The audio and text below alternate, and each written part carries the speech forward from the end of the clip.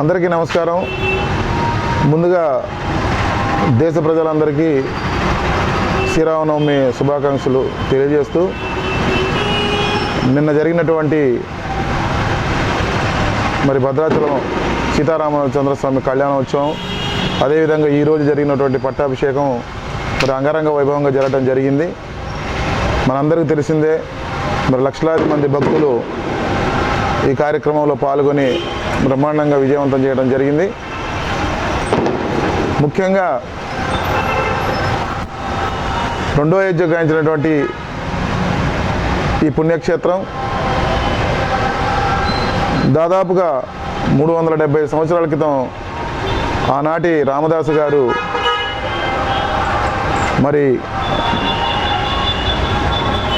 ఈ ఆలయ నిర్మాణాన్ని చేపట్టడం జరిగింది.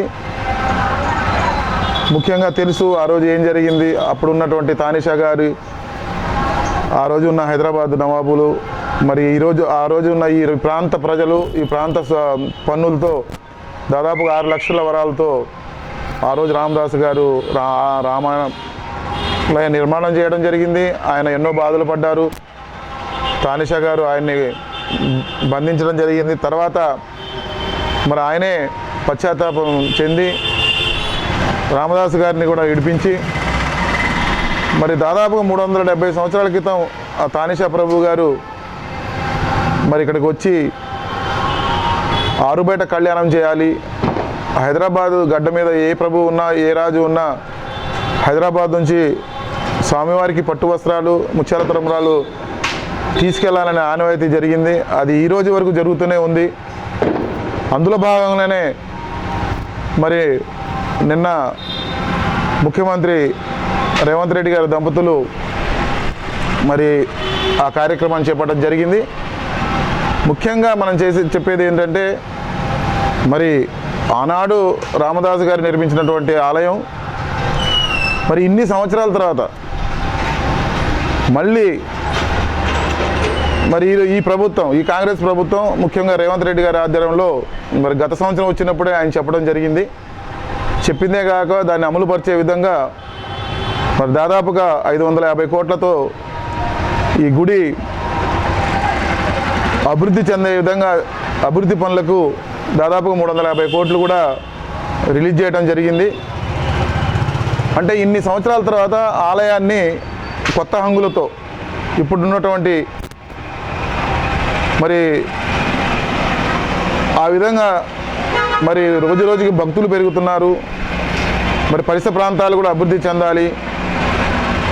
గర్భగుడి, ఆ గుడి అలాగనే ఉంచి మాడ వీధులు కానివ్వండి, ఇంకా కొత్త హంగులతో ఈ ఆలయ అభివృద్ధిని చేయాలనే ఒక దృక్పథంతో రేవంత్ రెడ్డి గారు కంకణం కట్టుకుని దాదాపుగా 550 కోట్లు అంటే మామూలు విషయం కాదు. నిజంగా ఈ డబ్బులన్నీ వచ్చి ఈ ఆలయము అభివృద్ధి చెందితే ఒక బ్రహ్మాండంగా రెండో అయోధ్య కాదు, అయోధ్యలాగా ఉండే అవకాశం ఉంది. ఈ అభివృద్ధి మనకు తెలుసు. గతంలో నాకు తెలిసి 40 ఏళ్ల క్రితం ఆనాటి ముఖ్యమంత్రి గారు నందమూరి తారక రామారావు గారు ఈ ఆలయ అభివృద్ధికి కంకణం కట్టుకొని గర్భగుడి ముందు ఉన్నటువంటి చిన్న మండపం కానివ్వండి, మిథిలా స్టేడియం కానివ్వండి, ఆ రోజు ఎన్టీ రామారావు గారు నిర్మించడం జరిగింది. ఆ తర్వాత 2004 పుష్కరాలకు ముందు తుమ్మల నాగేశ్వరరావు గారి చొరవతో ఆనాటి ముఖ్యమంత్రి చంద్రబాబు నాయుడు గారు చొరవ తీసుకొని పుష్కర ఘాట్ కానివ్వండి, కరకట్ట కానివ్వండి, ఆలయాన్ని చుట్టూ ఉన్న ప్రాలిగు అభివృద్ధి కానివ్వండి, ముఖ్యంగా పట్టణంలో ఉన్నటువంటి పట్టణాన్ని రోడ్లు ఎడల్పి కానివ్వండి, సిమెంట్ రోడ్లు కానివ్వండి, ఇప్పుడు ఉన్న పరిస్థితి ఆ రోజు ఉన్న చంద్రబాబు గారి నాయకత్వంలో తుమ్మల నాగేశ్వరరావు గారు చొరవ తీసుకొని చేశారు. ఇన్ని సంవత్సరాల తర్వాత మళ్ళీ గతంలో దాదాపుగా 22 సంవత్సరాలు ఎలాంటి అభివృద్ధి నోచుకొని ఈ భద్రాచల ప్రాంతం కానివ్వండి, భద్రాచల రామాలయం గతంలో ఉన్న ముఖ్యమంత్రులు చెప్పారు, అది చేస్తాం ఇది చేస్తామని, ఎవరు ఏమి చేయలేకపోయారు. ముఖ్యంగా అక్కడ పరిపాలించే రాజుకి ఈ ప్రాంతం పైన కానివ్వండి, ఆ రాముల వారి మీద కానీ ఒక భక్తి అభిమానం ఉండాలి. మరి ఎన్టీ రామారావు గారు, చంద్రబాబు గారి తర్వాత మూడో వ్యక్తిగా రేవంత్ రెడ్డి గారికి ఉన్నట్టు మన అందరికీ అనిపిస్తుంది. ఎందుకంటే ఆయన చెప్పారు, చేసే విధంగా అడుగులేశారు. మరి 2 సంవత్సరాలు కూడా ఆయన సతీసమ్మతంగా వచ్చి ఆ ఆచారాన్ని పాటించారు. ముఖ్యంగా తప్పకుండా ఇలాంటి ప్రభుత్వం ఎక్కువ కాలం ఉండాలనే కోరుకుంటారు అందరూ. ఎందుకంటే ముఖ్యంగా మనం భద్రాచలం వాసులుగా మనం కోరుకోవాల్సిన అవసరం ఎంతైనా ఉంది. ఇచ్చిన మాట తప్పకుండా ఆయన చేస్తున్నారు కాబట్టి మరి ఇలాంటి కార్యక్రమంలో ముఖ్యంగా ఆనాడు ఏదైతే రామదాసు గారు ఈ ప్రాంత ప్రజల సౌజన్యంతో కానివ్వండి అందరినీ కలుపుకొని ఆ రోజు ఆ నిర్మాణం చేయడం జరిగింది. ముఖ్యంగా ఇప్పుడు కూడా ప్రభుత్వం డబ్బులు ఇచ్చినా కూడా ఈ ప్రాంతంలో ఉన్నటువంటి చాలామంది భక్తులు ఉన్నారు, చాలామంది అభిమానులు ఉన్నారు. వీళ్ళ దగ్గర నుంచి కూడా కొంత సహాయం కానివ్వండి, పనులకు సహాయం కానివ్వండి, అదేవిధంగా డబ్బులు కూడా అడుక్కొని ఈ ప్రాంత ప్రజల భాగస్వామ్యం కూడా చేసుకొని ఇప్పుడు నిన్నేదో పాలక మండలి కమిటీ చేశారని కాదు, కానీ ఈ అభివృద్ధిలో కూడా ఒక మంచి కమిటీ చేసి పెద్దల్ని తీసుకొని చాలామంది సలహా సూచనలు తీసుకొని ఈ భద్రాచల ప్రాంతంలో కానివ్వండి, ఉమ్మడి ఖమ్మం జిల్లా, భద్రాచలం, కొత్తగూడెం జిల్లాలో చాలామంది పెద్దలు ఉన్నారు. రామాలయం అభివృద్ధి కంటే చాలామంది దాతలు ముందుకు వస్తారు కాబట్టి ఆ విధంగా చర్యలు తీసుకొని ఒక పెద్ద మంచి కమిటీ వేసుకొని ఈ బ్రహ్మాండంగా రేవంత్ రెడ్డి గారు అయితే ఏదైతే అనుకున్నారో ఆ విధంగా కన్నా ఎక్కువగా ఈ రామాలయం అభివృద్ధి చెందే విధంగా చర్యలు తీసుకోవాల్సిన అవసరం ఎంతైనా ఉంది. ఆ దిశగా ప్రభుత్వం కానివ్వండి, ముఖ్యంగా మన జిల్లాలో మనకు అదృష్టంగా ఏంటంటే మన జిల్లాలో ఉన్నటువంటి 3 మంత్రులు కానివ్వండి, వీళ్ళు చొరవ తీసుకొని ఈ అభివృద్ధిలో పాలు పంచుకుంటే బాగుంటుందనేది మా అభిప్రాయం. ముఖ్యంగా నిన్న జరిగినటువంటి కళ్యాణంలో కానివ్వండి, ఈరోజు జరిగినటువంటి పట్టాభిషేకంలో కానీ స్వచ్ఛంద సంస్థలు, భక్తులు, అభిమానులు ఎక్కడ పడితే అక్కడ విపరీతంగా అసలు కులాలకు మతాలకు అతీతంగా అటు సారపాకలో అయితే అసలు రోడ్డు పొడుగుతా కూడా భోజనాలు కానివ్వండి, అలాంటిగా మజ్జిగ ప్యాకెట్లు కానివ్వండి, పానకాలు కానివ్వండి, అక్కడ ఐటీసీలో చేసే ముస్లిం సోదరులు కూడా మరి దాదాపుగా పులిహారను మజ్జిగ ప్యాకెట్లు కూడా మరి పంచి కులమతాలకు అతీతంగా హిందూ ముస్లిం బాయ్ ఉండాలని వాళ్ళు చాటుకున్నారు. ముఖ్యంగా భద్రాచలం పట్టణానికి వస్తే రోడ్ల మీదనే కొంచెం గ్యాస్ ఇబ్బంది ఉన్నా కూడా సరే ఉదయభాస్కర్ రోడ్లో కూడా ఎక్కడ పడితే అక్కడ కట్టెలతో పొయ్యిలలో భోజనాలు వండి పులిహారలు చేసి మరి వచ్చిన భక్తులకి ఎటువంటి అసౌకర్యంగా రాకుండా ప్రభుత్వం చర్యలు తీసుకున్నా కూడా స్వచ్ఛంద సంస్థలు అనేది లయన్స్, రోటరీ, మిగతా స్వచ్ఛంద సంస్థలు అసలు ఎప్పుడు చూడనట్టు విధంగా నిన్న జరిగినటువంటి కళ్యాణంలో భక్తులు వాళ్ళ అభిమానం చాటుకోవడం జరిగింది. ఇది చాలా సంతోషకరం. ముందు కూడా ఇలాగే జరగాలి, అందరూ కూడా పాల్గొనాలి. ఎందుకంటే రాముడు అనేది అందరికీ ఆదర్శప్రియుడు, మనందరికీ తెలుసు, చాలాసార్లు చెప్పుకున్నాం. ఒక తండ్రిలాగా, ఒక భర్తలాగా, ఒక అన్నలాగా ఎలా ఉండాలంటే ఆ రాములు వారి పేరు తలుచుకుంటాం. మరి ఆయనలాగా ప్రభుత్వాలు చేయాలని చాలామంది చెప్తారు, కానీ ఒకళ్ళిద్దరే ఆచరించి ఆ దిశగా అడుగులు వేస్తారు. వాళ్ళకి ఎప్పుడు ఆ సీతారాముల చంద్రస్వామి గారు ఎప్పుడు వాళ్ళకి అండ ఉంటారు అలాంటి ప్రభుత్వాలకి.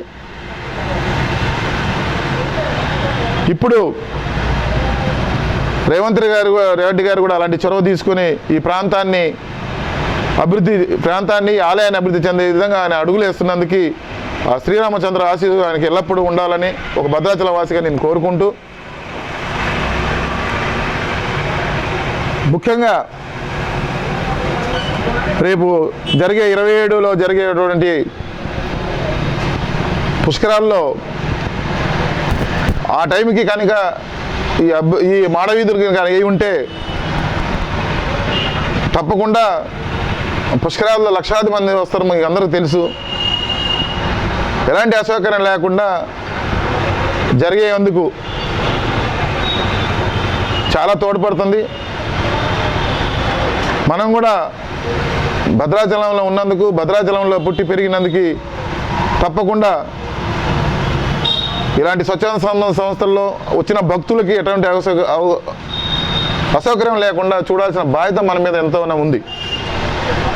ముఖ్యంగా మనం చూస్తున్నాం, అసలు ఆడవారైతే ముఖ్యంగా దీంట్లో చెప్పుకోవాల్సింది కోలాటం వేసే ఆ స్త్రీలు అసలు అంత మండుటి ఎండల్లో చెప్పులు లేకుండా వాళ్ళ నాట్యం చేసుకుంటూ వాళ్ళకి మరి ఎలాంటి అసౌకర్యం కలగకుండా ఇప్పుడు 10 నిమిషాలు నడుస్తూనే బొబ్బలు వస్తాయి, కానీ ఆ రాముల వారి ఆశీస్సులు వాళ్ళకి ఎప్పుడు ఉంటాయి. ఎందుకంటే ఎప్పుడు చూసినా చెప్పులు లేకుండానే నృత్యాలు చేస్తుంటారు, వాళ్ళకి ఎటువంటి దెబ్బలు తరగవు.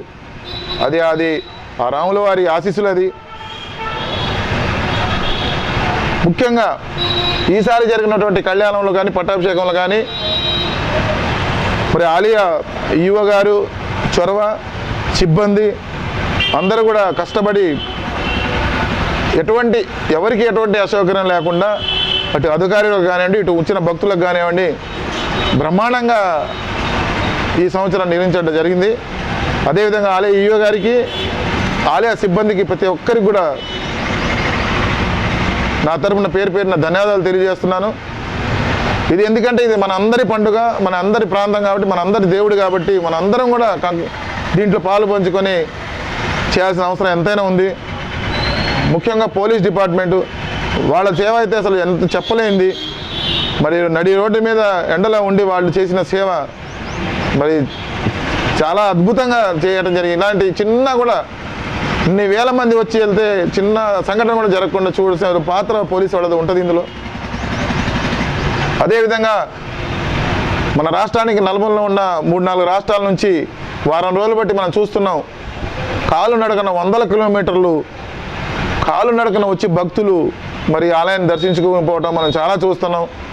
అటు బుర్గంపాడు నుంచి కుక్నూరు రోడ్డు కానివ్వండి, ఇటు వచ్చేటటువంటి ఈ ఛత్తీస్గఢ్, వర్షా నుంచి ఆంధ్ర నుంచి వచ్చే ప్రజలు కానీ ఎవరు చూసినా ఒక్కళ్ళు కూడా చెప్పు లేకుండా రావటం అంటే ఇన్ని రోజులు ప్రయాణం చేసుకుంటా ఆడ మగ తేడా లేకుండా ఇది ఆ రాముల వారి కరుణ కటాక్షాలు వాళ్ళ మీద ఎప్పుడు ఉంటాయి.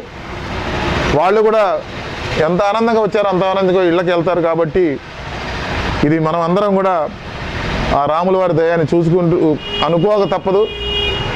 మరి ఇలాంటి కార్యక్రమాల్లో ఇంత పెద్ద ఎత్తున ప్రజలు పాల్గొనేందుకు ప్రతి సంవత్సరం ఇలాగే జరగాలి. మరి తప్పకుండా ఆ రాష్ట్రంలో ముఖ్యమంత్రి రేవంత్ రెడ్డి గారికి తోడుగా మన ఉమ్మడి ఖమ్మం జిల్లాలో ఉన్నటువంటి బట్టి విక్రమార్క గారు కానివ్వండి, పొంగులేటి శ్రీనివాసరెడ్డి గారు, ముఖ్యంగా తుమ్మల నాగేశ్వరరావు గారు, అంటే ప్రతిసారి జరిగిన ఎన్టీ రామారావు గారి టైంలో కానివ్వండి, చంద్రబాబు గారి టైంలో కానివ్వండి, అలాగే విధంగా రేవంత్ రెడ్డి గారి టైంలో కానీ ఆయన పాత్ర ఉండటం అనేది మనం అదృష్టంగా భావించి మరి ఇలాంటి వారు ఇంకా ఎన్నో కాలాలు ప్రభుత్వంలో అధికారంలో ఉండాలని కోరుకుంటూ మరొక్కసారి శ్రీరామనవమికి వచ్చినటువంటి దేశం నలుమూల నుంచి వచ్చిన భక్తులందరికీ కూడా పేరు మీద ధన్యవాదాలు తెలియజేస్తూ